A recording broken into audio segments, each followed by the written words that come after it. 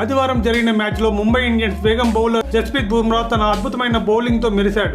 అతను 4 ఓవర్లలో 22 పరుగులకు 4 వికెట్లు తీసి ముంబై ఇండియన్స్కు లక్నో సూపర్ జెయింట్స్పై 54 పరుగుల ఘన విజయం సాధించి పెట్టాడు. ఈ మ్యాచ్లో లక్నో చేతనంలో 16 ఓవర్లో బుమ్రా కేవలం 2 పరుగులు మాత్రం ఇవ్వడంతో పాటు 3 వికెట్లు పడగొట్టాడు. అతను 18వ ఓవర్ను కూడా అదే దాటిలో కొనసాగించాడు. 5 బంతుల్లో 4 డాట్స్ వేసి కేవలం 1 సింగిల్ మాత్రం ఇచ్చాడు. అయితే ఆ ఓవర్లో చివరి బంతిని లక్నో స్పిన్నర్ రవి బిష్ణోయ్ సిక్సర్ కొట్టాడు.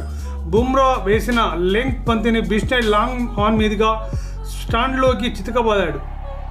ఈ సిక్సర్ తర్వాత మైదానంలోని ఆటగాళ్లందరిలోనూ నవ్వులు వెల్లివిరిచాయి. బిష్ణోయ్ తన గట్టిగా గుద్దులు కొడుతూ బుమ్రాను చూశాడు. బుమ్రా మాత్రం నవ్వుతూ స్పందించాడు. లక్నో కెప్టెన్ రిషబ్ పంత్ కూడా ఆ దృశ్యాన్ని చూస్తూ నవ్వును ఆపుకోలేకపోయాడు. పేసర్ జస్ప్రీత్ బుమ్రా 4-22 గణాంకాలతో ముంబై ఇండియన్స్కు 5 వరుస విజయాలను అందించారు. ముంబై లక్నోను 54 పరుగులతో ఓడించింది.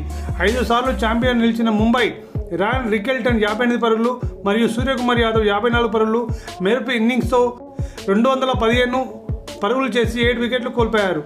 అనంతరం ఇంగ్లాండ్ ఆటగాడు విల్ జాక్స్ 2 వికెట్లు తీస్తూ సహకరించగా ముంబై బౌలర్లు లక్నోను 161 పరుగులకే ఆల్అవుట్ చేశారు.